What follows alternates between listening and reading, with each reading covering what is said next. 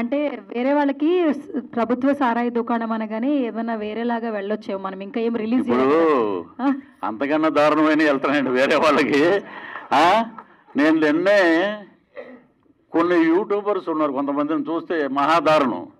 బూతులు డిక్షనరీలు ఉన్నాయి, కానీ ఇది ప్రభుత్వ సారా దుకాణం. 1942 ఒక గ్రామంలో అనగానే నేషనల్ అవార్డు ఇచ్చారు.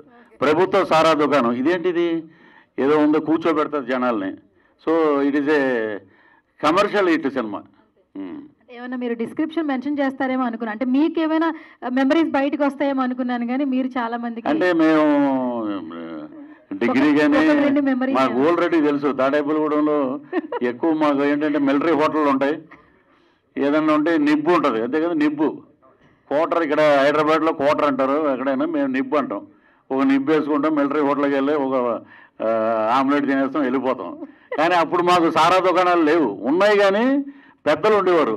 రే ప్రసాద్ కొట్టుకెళ్ళరంటే, ప్రసాద్ ఏంటి ఇదేంట్రబ్బా అని అంటే, ప్రసాద్ అంటే ప్రభుత్వ సారా దుకాణం. అది ఇప్పుడు అన్నీ బెల్ట్ షాపులు. అది థ్యాంక్ యూ. ఈ మెమరీస్ ఏమైనా లాగుదాం అనుకున్నాను కానీ లేవు, ఆమె సారా తాగే మెమరీ లేదు. Okay, thank you sir, thank you so much.